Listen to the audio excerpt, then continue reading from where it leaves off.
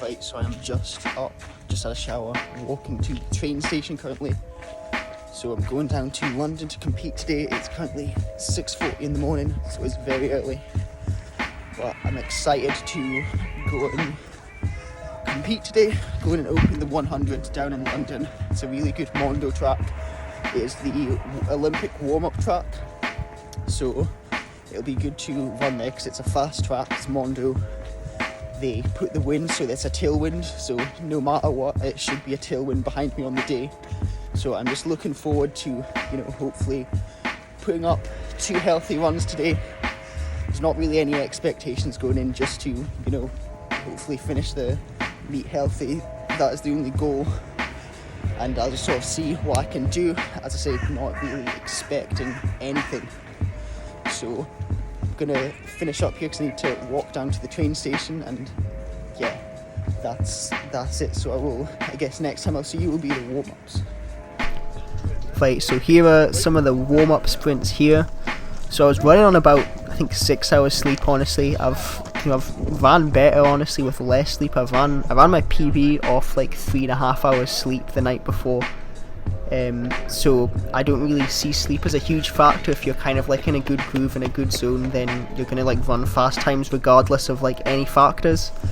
But yeah, so I was like warming up and I didn't really feel like awesome. Like whenever I've like ran really well in the past, like usually during warm-ups you kind of just like, not even just warm-ups, but just like on the day you'll sort of like, there'll be like a feeling, you'll like wake up and I'll feel good. I'll feel kind of like, I'll be in like a positive mindset, I'll be in like a positive headspace, and I'll just feel like, things will just kind of feel like they're clicking.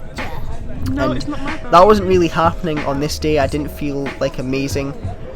Doing the block starts, it felt pretty average. It didn't feel, as I say, like anything special.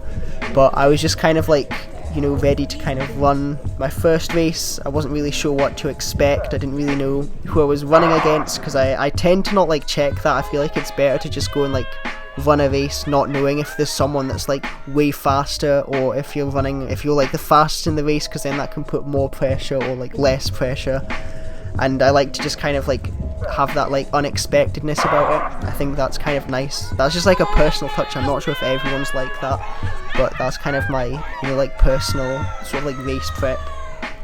Then the second race is seeded off the time that you run in the first race, so this was like a lot closer, and I think I ended up finishing 3rd. But my reaction time in that race was really weird. I was like I reacted quite well. Like you can see my head comes up, but my hands don't come off the ground, and you can see there's like people beside me that's hands come off. So I lost maybe like a few hundredths just in the blocks alone. So if that didn't happen, I probably could have went like 10-9 something for that race, and possibly even slightly better, because I maybe would have been up with the guy that was at the front for a bit longer, and that could have like pushed me on. But that's all speculation. That's all like not really relevant, I'd say. But yeah, I think my biggest problem at the moment is just like this like journey to try and improve my technique as well. So I really want to run with what I would say is better technique. I know Dan Bach from Jump Science, he's sort of like, he's almost against trying to improve technique, but like he's not like fully against it, but he's, I find it like hard to describe his position, but I know it's sort of along the lines of sometimes it's best to just like leave people to kind of run the way they run. But I think the way that I ran like last year and the way that I ran fast last year certainly isn't efficient, and it's like, some people would say it could cause injuries. I mean, I didn't get injured last year running that way at all, and I actually got injured this year when I'm like running with supposed better technique. But I'm still waiting for it to sort of still waiting for it to materialize, like faster times with this technique. It certainly is. In training I can run good with like max velocity, can get really good 30 meter flies, 10 meter flies with this new technique. It just seems to be running it for the whole race, or for like the whole 100, especially like the speed endurance, that seems to be the part that's like lacking the most.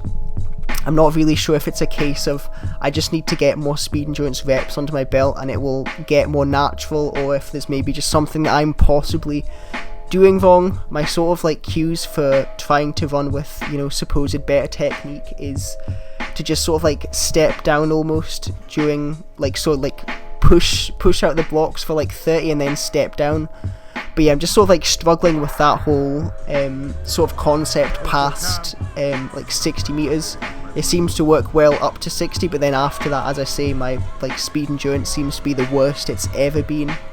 So I'm not sure if I just need to kind of now start to just run more naturally in training and see if that kind of helps. But it's definitely something I need to play around with, and then hopefully eventually I can plug it into like, you know, a meet where I'm competing, and I'll kind of, you know, hopefully it'll just click one day. But for now, still going to be, you know, pushing and chasing this like nicer technique. When I first kind of looked to do this during the off season last year, I knew it was going to be something that wasn't going to happen like instantly. It was actually going to take a lot of time. So I'm just ready to, you know, stick it out for the long haul, and I just have to keep waiting and keep trying. You know, like sometimes you'll fail at things, but I think this is a good lesson to keep going and to keep trying to push it. But yeah, I'll see how it goes. I'll see how this season goes, but I think this was a solid start, honestly, considering I had like my injury and everything, so I'm quite happy with this. And yeah, that's really it for the video, so thank you for watching, and I will see you in the next episode.